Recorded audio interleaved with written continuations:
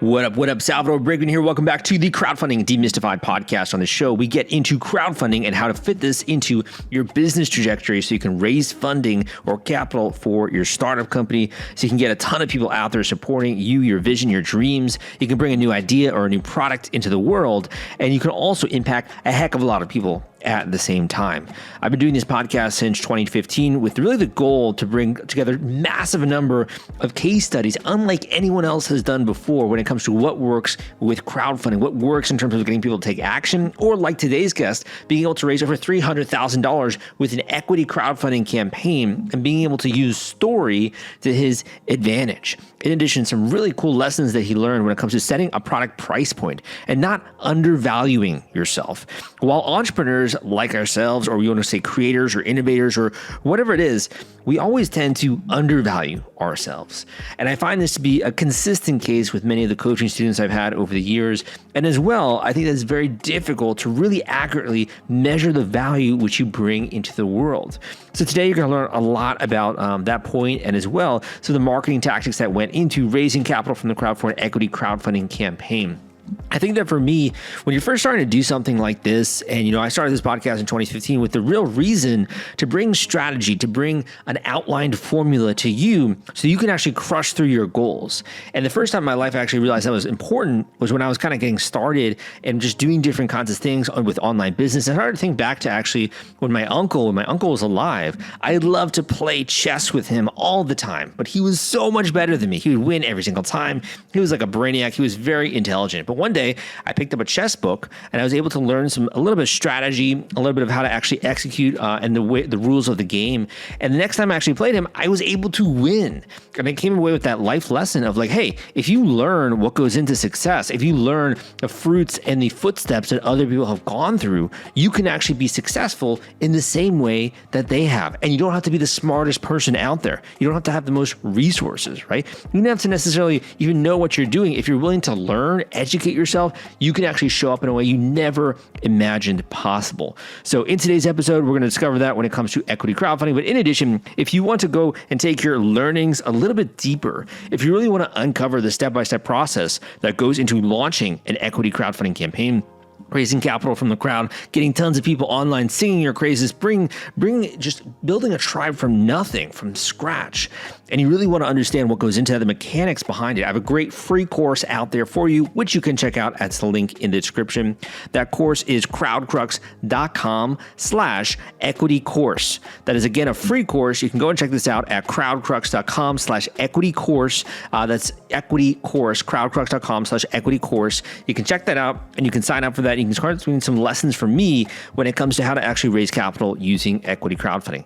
In addition, I got a great free book out there. Right now, Audible is doing a promotion where if you get a free 30-day trial of Audible, you can also grab a free copy of Equity Crowdfunding Explained. If you want to check that out, go to crowdcrux.com/equity audio. That link is crowdcrux.com/equity audio. That link will take you there, and you can grab a free copy of Equity Crowdfunding Explained. That being said, let's dive right into this interview. Let's discover how this individual was able to do a 6-figure equity crowdfunding campaign, and it's coming up right after this.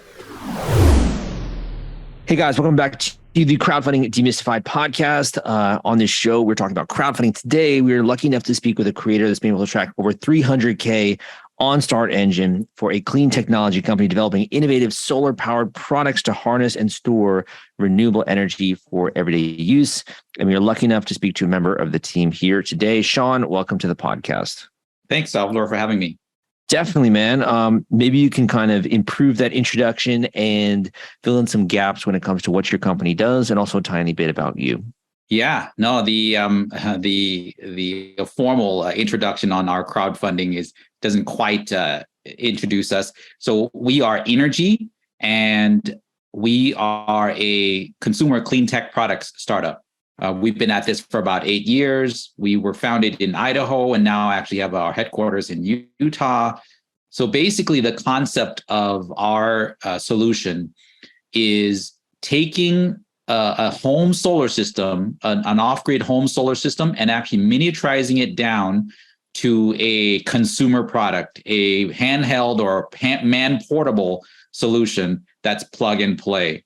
So just imagine if you looked at a neighbor's home or your home, where you look at all of the solar components to make a home solar system, including the solar panels, the inverter, the charge controller, the battery backup, and all of the power electronics. We've shrunk all that down into a modular system and made it plug and play. Another way of describing us is mail order home solar. So what I mean by that is you can go to our website and just order a system that's basically a portable solar generator, and the system shows up in your front door, front steps, delivered by UPS, FedEx, whatever. You open it up, plug it in, and it just works. So mail order home solar. Very cool. Very cool. And when it comes to your background, do you think you could also add some points there along those lines? Yeah. So my background is basically I am from Silicon Valley. I'm a transplant from Silicon Valley. I moved out here to the Rocky Mountain West to take on as the founding CEO of Inergy. Prior to Inergy, I was with a late stage startup backed by Kleiner Perkins, and we went IPO. Prior to that, I was with a Sequoia Capital backed startup based in San Diego. I actually ran the Greater China region for them. We were an enterprise software analytics reporting software that runs on mobile phones. And then prior to that, I was with Apple. So, and then, yeah, there's a lot of career in tech. And when I was introduced to Inergy by the founder, his name is Brad. Brad actually runs a solar company among a couple of other companies. We talked about the problem of making solar accessible to everybody. So right now, one of the problems that we have, or one of the problems in the world, is home solar is actually only marketed to people who have a home, right? That makes sense, right? If you have a roof, then you can have solar panels on the roof. But there's like half of the households in the United States. There's about 49% of the households in the United States that live in apartments, rentals, high rises that don't have a roof so they can put solar. And we wanted to solve this problem. But actually, another problem that inspired me, because I'm actually a refugee from Southeast Asia, from Laos. We came to the United States when we escaped from Laos to escape the results of the Vietnam War in the 80s, the early 80s. Mm-hmm. We came here and basically, just had an opportunity in the United States. But the problem I see is there's over 700 million people in the world, according to the United Nations, that don't have access to electricity. We want to bring solar power to these people. So that's kind of a background as to where I came from, the background of some of our executives, and then also the why, the reason why we do what we do, which is to try to provide power, resilient power to everybody in the world. And when it comes to bringing this to the masses and getting investors, it sounds like you launched a StartEngine campaign. What kind of prompted that decision to use Reg CF to go to StartEngine and to do a raise there? Yeah, so this Reg CF, this StartEngine raise, it actually has had a couple of things that inspired us to do it. One, I actually have a couple of CEO friends who actually did it, and they were able to find success. And two, one of the reasons why we're pursuing a equity crowdfunding campaign is to actually give our customers an opportunity to invest in the company. There are a lot of our customers. We have over 30,000 customers that we've acquired over the 7-8 years that we've been in business. And they love what we do, and they love the why. They support us. They love our technology. And one of the, as you know, but maybe not some of our listeners, prior to equity crowdfunding or Reg CF, the only way for someone to invest in a private startup is that you have to be an accredited investor. And the rough rule to be an accredited investor is you have to have about $2.5 million in assets, and or some large number like that excludes a large portion of people. Well, Reg CF allows everyday people, everyday investors, to invest as little as $250, at least for our campaign. That's the minimum investment, is $250. So that's one of the main reasons why we wanted to do this, is actually to raise funds, but also mostly to give our customers and supporters an opportunity to participate in our renewable revolution. Super cool. Super cool. So in thinking about this and, launching this campaign, it sounds like you've had a couple of learning lessons right along the way. And there's this one I saw in the pre-interview, is along the lines of, your customers having more disposable money than you think. Do you think you could maybe just speak a little bit to that point and expand on that? Yeah. So when we first started the company, we obviously, most startups have what they call like a business hypothesis, or I'm from the lean startup world. That's basically agile or lean startup, which is basically one of the key things in the school of lean startups is this concept of customer discovery. Customer discovery is actually learning what your customers really want and who they really are. When we first started the company, we thought most of the people that would be investing in our technology would be affluent, well-off people who have a lot of disposable income. But as we talked to them and learned where they come from and where we were shipping our products, we were seeing that they were everyday people who, sometimes they lived in a trailer park, sometimes they live in apartments, from every walk of life. And our customers really care about emergency preparedness. And the interesting thing is they actually have disposable income, and it's just a matter of deciding what they want to spend that money on. So, and when it comes to investing in energy, we've had a lot of investors that are just putting in $250, $500. Some of them put in $10,000 or more. But it's the whole gambit. But yeah, you never really know what your customers are thinking. If they're really passionate about it, they will find the money. It's interesting. We don't have a layaway program, but some of our customers basically, asked us or pleaded for us to actually, can I pay for my system in 4 installments? And we accommodated them, so they would pay for their system in multiple installments, because that's what they are able to afford, but they really wanted the system, so they were able to come up with the resources, the funds. So I mean, it sounds like having a message and a brand and a product that people want to have is paramount, and that's something that you've developed, right, when it comes to this. But there are so many entrepreneurs and founders and people out there that do have that, but they don't know how to market it, right? They don't know how to get people to care.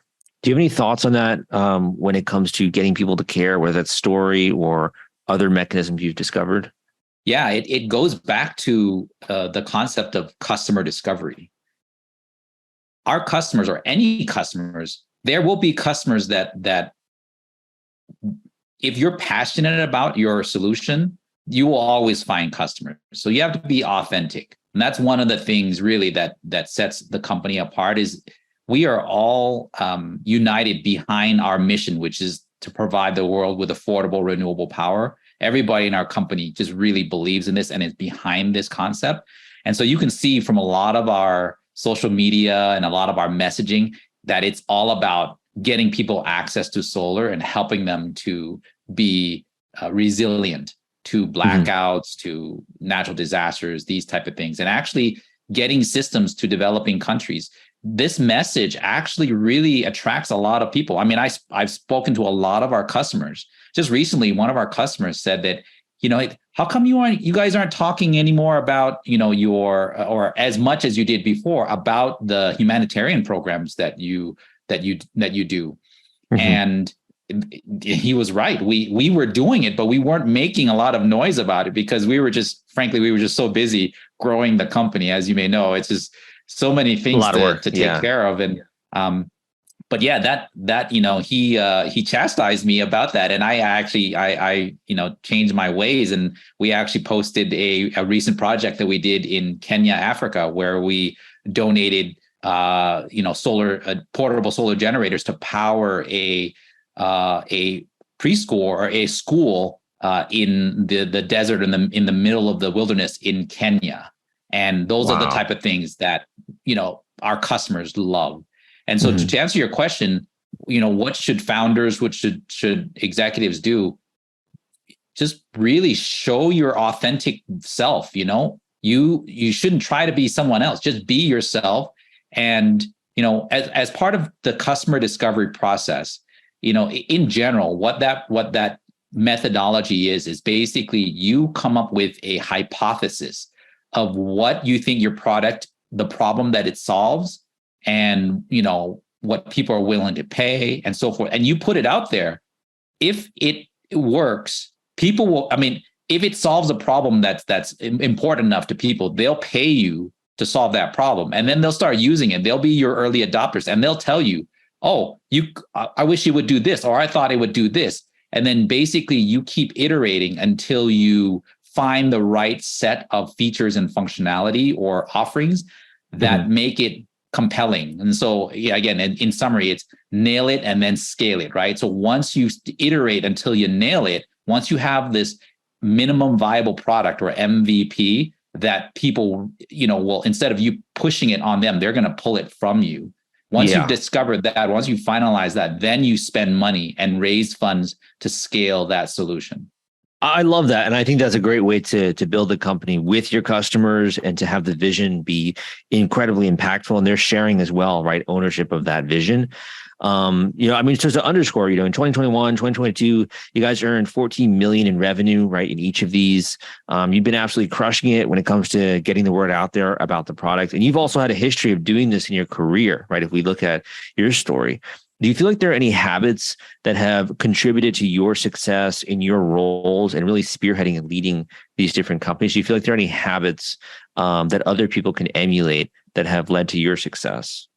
Yeah. So, a lot of it, we feel that we've been fortunate and we've been blessed, but there are things, people say, oh, you're lucky. What, we feel like we make our own luck. We take the risks that basically no risk, no reward. So we've tried different things and sometimes they fail, but, if you take calculated risk and you take iterative approach, you're going to just quickly iterate through the solution until it actually finds something that resonates. So that's kind of what we've done in previous companies that I've worked for is, we've had to iterate until you finally get it right, and then you're able to scale. If you're worried about the fulfillment and shipping part of your Kickstarter campaign when it comes to getting out all those perks and rewards to your backers, rest assured, I've put together a complete Kickstarter fulfillment and shipping checklist for you, and it's free. This is sponsored by the folks at Fulfillrite, and they thought that you should have this checklist as part of your arsenal going into a crowdfunding campaign. If you want to get instant access to this checklist, and it's free, you can go to fulfillrite.com/checklist. Again, that is fulfillrite.com/checklist, fulfillrite.com/checklist. Just go to that link and you can download it immediately. Do you feel like if you had to put your finger on it, what would you say is the biggest risk that you've taken in your life or your professional career? So I've worked for some really great companies. And, starting off with PeopleSoft, and then I was at Oracle and Cisco and then Apple. And then, I left Apple to join a startup. And then I joined that startup to join another startup.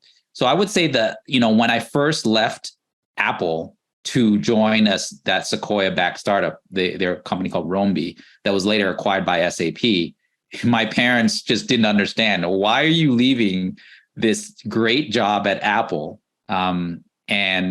Which was very stable and the company's doing great. Gold standard. Yeah. Yeah, exactly. It's for me, what was really important for me is that I am able to make a direct impact. I didn't feel like I had that direct impact or that I was able to make a difference at Apple because it's such a large company. And I've also studied and gotten my MBA, and that's one of the things is you want to actually pursue an opportunity to run your own your own opportunity, you run your own show. And that's what I pursued. And so I've left really great companies to go and pursue other opportunities. I think that's I think it's massive, right? That's a huge risk, and being willing to really follow your vision and what you want to achieve when a lot of other people are like, gosh, you sound like you made it, right? Working at Apple. I think that's a huge risk. Yeah. Well, just actually another example just to illustrate that point is I was, while I was doing my MBA, I was working for this educational toy company called Leapfrog in the Bay Area. And they had actually, partly funded my MBA as I was doing my MBA. But once I finished, or actually in the middle of my MBA, I actually talked. It was an executive MBA, and so I actually talked to my boss, who was the CFO of the company, and said, you know what, I actually feel like I'm not getting my full MBA experience because I'm just juggling work and school and all these other things that I'm juggling. I actually want to go and actually start my own management consulting practice, and which will allow me to have more flexibility to go do a lot of the activities from my MBA. And what turned out, and when I was able to do that is they actually hired me back to work at the same company, paying me more, but giving me more freedom, more flexibility. Interesting. And then actually after that, I actually left that company and did my first startup in China. So it was part of the MBA, kind of the last class. You had to do a business plan, and there was a bunch of us that did it. And I was the only one, I call it foolish or crazy enough to basically quit my job and leave everything and go to China and do this startup. And that's the reason why I tell this story, why, that leaving a job and leaving my family, not leaving my family, but I was working in China several months at a time and coming back to the US. Why did I do that? Again, just pursuing an opportunity. My wife fortunately gave me a 1-year runway, and she said, okay, you've got 1 year to try to make this happen. And after 1 year, some venture capitalists were going to invest in us, but they wanted 3 more months, 1 more quarter of revenue history before they put that money in. And my wife held me to my 1 year timeline. And she said, you know what, it's been a year, you got to come back and find a company. And so because I did that, because I took that risk and had that experience, I came back and I interviewed at Apple. And when I interviewed at Apple, my MBA was I did a executive joint bicoastal MBA with UC Berkeley and Columbia University. Yeah. And I was actually interviewing against other candidates who are from some top tier MBA programs like Wharton and MIT and these type of MBAs. And, I think all of us, those MBAs are great, but what will set you apart is your experience. You're being able to demonstrate that, hey, you're able to take risks and do crazy things and do things that you're passionate about. And I feel like that's what set me apart and landed me that job at Apple, was because I was able to differentiate myself and show, my hiring manager at Apple that, wow, yeah, he did a startup like all the other guys, but his startup was he went over to China and did a startup. So anyways, yeah, I think, I would say, passions. Yeah. And I would also say, I think you have an appetite for being willing to push past fear, right? And sometimes those like bodily feelings of like fear and anxiety hold you back as a founder, as a CEO, as an entrepreneur, but you were willing to push through those, right? For the sake of opportunity. Yeah, no, I mean, it's sometimes I call it foolish leaps of faith. Sometimes it is foolish because it's like, why are you leaving this opportunity for that unknown, right? It's like leaving 1 bird in the hand for 2 in the bush or 3 in the bush, right? And that's what entrepreneurs are all about is taking that risk to pursue a passion that they have. Totally. And I would also say, for the people that are listening to this show, there is so much uncertainty and unknown about, doing a crowdfunding campaign, doing one on StartEngine. Are there any things or tips you would impart to them to make it easier so that they know the road ahead a little bit more? Are there any things you would share with them that you think would improve their success with a StartEngine or a crowdfunding campaign? Yeah, I think the first thing that I think I did that I think was really helpful is I did some homework. I did some pre-work. I know a couple of friends or CEOs of other startups that have done equity crowdfunding, and I asked them, hey, what about this or what about that? Or, this is some of my concerns. And they shared with me their insights, and that helped me get a better sense. It didn't remove all of my fears. It just helped me to better understand what I should be prepared for. Right. And it wasn't necessarily others that did StartEngine. I talked to someone who did WeFunder, talked to someone who, and so forth. I mean, StartEngine. And so that's one. So doing your homework, understanding what these equity crowdfunding platforms is about. And two, the thing that helped us, be successful when we first started, it was a little slow. I don't know what happened or why, but it was a little slow. But then we started doing updates and started creating content for our updates. And that really helped. It actually forced us, because we would do updates to our blogs and social media posts and stuff like that. But on StartEngine, when we did consistent updates and really created quality content that told our story, things started going. I mean, so people started investing more, and I think that was the thing that really helped us. And then we I think specific to StartEngine, they have this program where within the first 30 days, if you get 100 new investors, they put you on their newsletter, and their newsletter goes out to like 400,000 or 500,000 people, some really large number.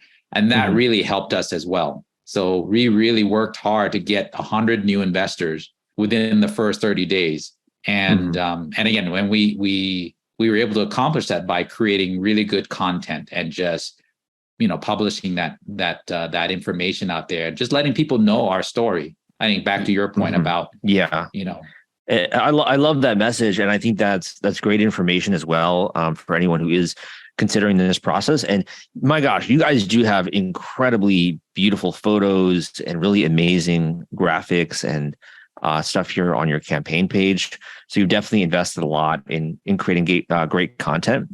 I do have a few more questions, but at this point, where can people go just to see more? Where can they go to learn more about your company, your campaign, your product, what you're doing here? Yeah. So if you go to our webpage, which is probably the easiest place to go, it'll actually have links to our StartEngine campaign.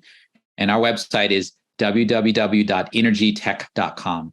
So it's INERGYTEK.com. If you go to energytech.com, then you'll see links to our StartEngine page. You'll be able to see kind of what we did, and especially look at the updates page. I think we did a really great job. Like I said, I'm glad we were forced to do this, because it forced us to document the stories, right? And as I go on the road pitching and raising funds and pitch competitions and so forth, I tell these stories, but it's not repeatable, because I'm not, it's not created. So when we create this content, we create YouTube videos, we create, just social media posts.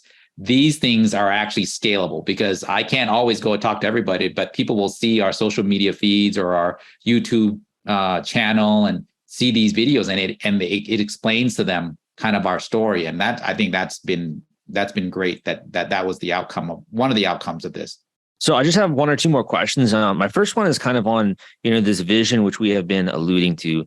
If you're able to really get this right, if you're able to have this transformative technology be in many homes around the world, what is this worth? Like, how big is the potential market here?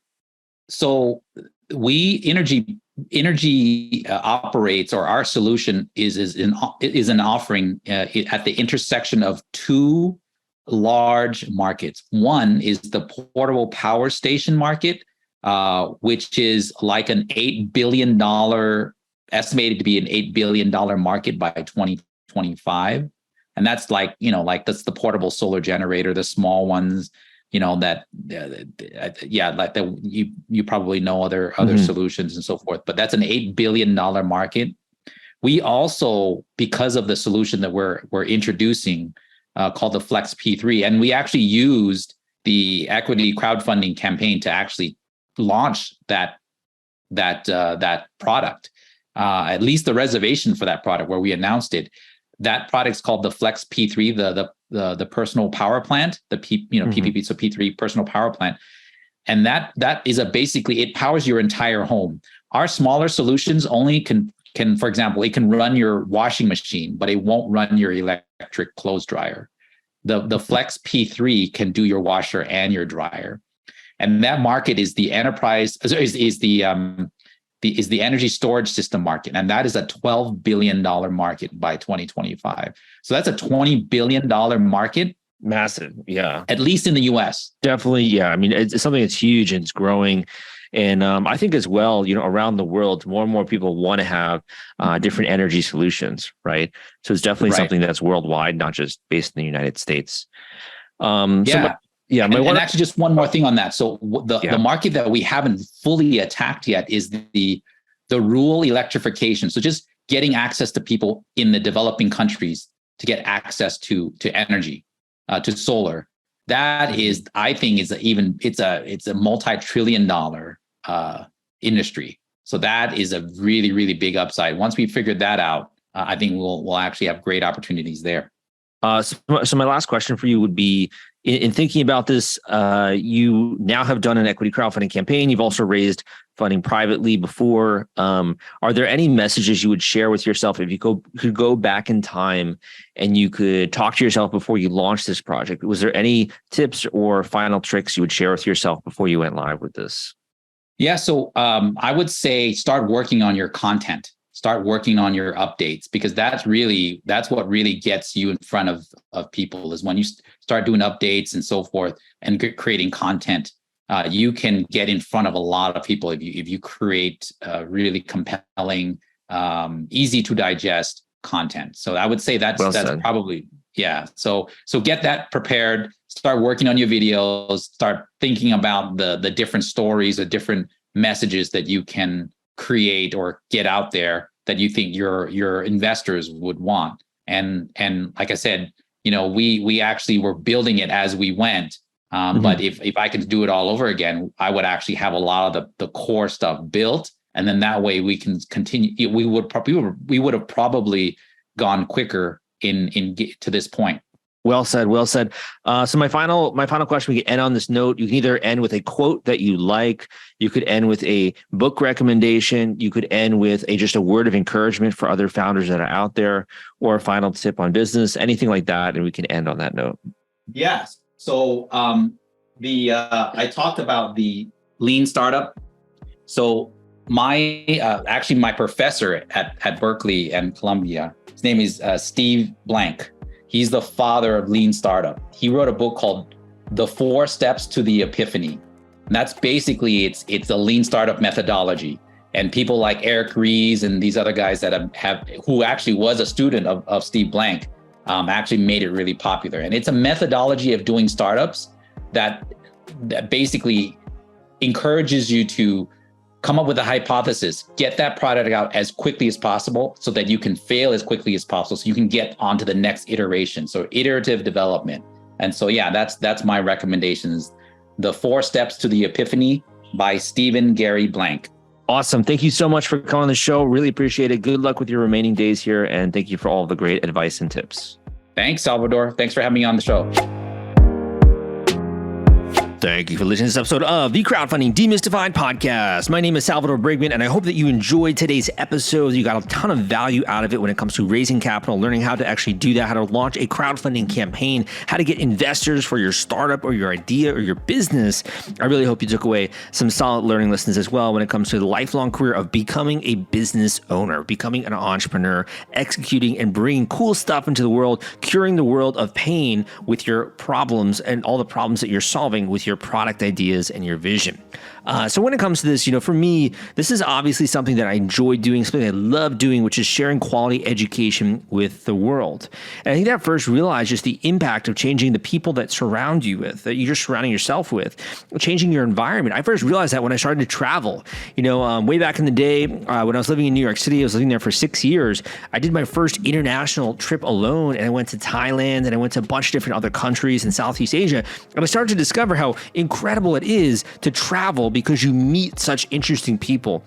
You meet so many other interesting and creative entrepreneurs and business individuals, and you can actually discover a lot of really interesting product ideas as well. And when I came back to the States, what I realized was that I wanted to give you that experience, no matter where you're hailing in from, whether you're in the United States, whether you're in South Korea, whether you're in UK, if you're in Australia. I wanted to bring you a reservoir of information that you could sink your teeth into so you could actually execute your goals. And you can hear from people nationwide, worldwide, who are being successful with crowdfunding. But sometimes it's not enough to just hear it. You also want a game plan. You want something that's going to help you get from point A to point B fastest. And not only that, but you also want a guide. If you're learning something new, maybe you're trying to learn how to play tennis or how to play golf, it behooves you to understand not only strategy and tactics that go into that game and the rules of that game, but also to have an instructor who can help you improve your stroke, who can help you adjust your swing, and can help get a next level of performance out of your game. And that's why I make myself available to you in individual one-on-one coaching call sessions.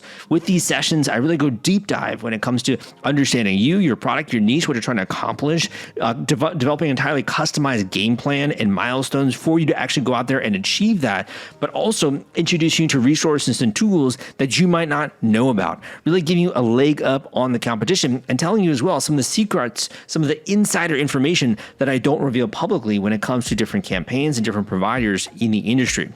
If you want to explore this and really take your game to the next level, go and book an individual one-on-one coaching call with me. All you got to do is go to the link I'm about to mention, fill out this form, tell me a little bit more about you, what you're trying to do, what you're trying to accomplish, and we can get that call scheduled ASAP. Again, that link is crowdcrux.com/coaching.